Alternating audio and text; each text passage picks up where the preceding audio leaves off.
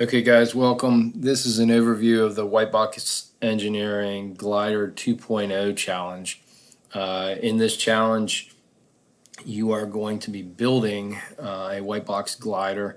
We'll be providing you the balsa from which you can cut your wings, you can cut your horizontal stabilizer and your tail, and then we'll have a separate piece for your fuselage. With this particular activity, I'm asking you to at least complete level 1 in all of its entirety. Like the other Whitebox game mode challenges that we've been doing, the higher up you go in your levels, the more you will learn some of the design characteristics and principles behind the glider activity. I highly encourage you to go over to the Help tab and use the various tutorials that are in the help area, especially design tutorial.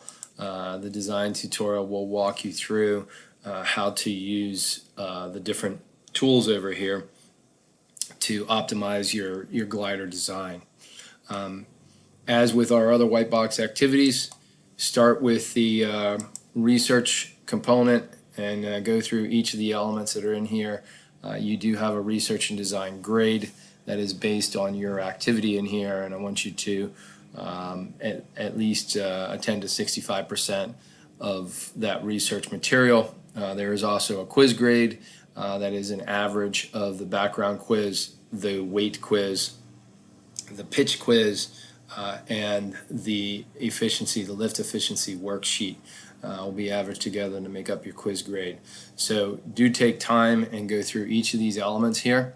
The basic design challenge that you are looking at has these specifications that you're designing to. Now, as you level up, there's some other aspects that you're looking at, but these are the level 1 design characteristics.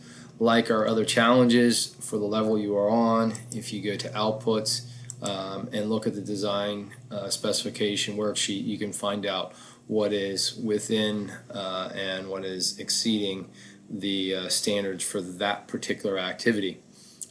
Once again, I encourage you to go beyond level 1.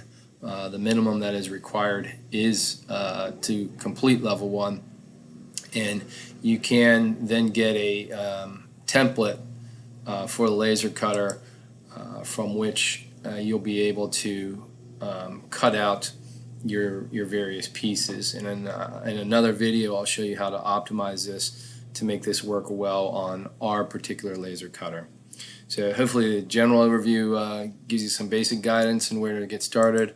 Remember, the help tutorials are extremely beneficial, and if you're still having problems or questions, see me or send me a note. Thanks. Good luck.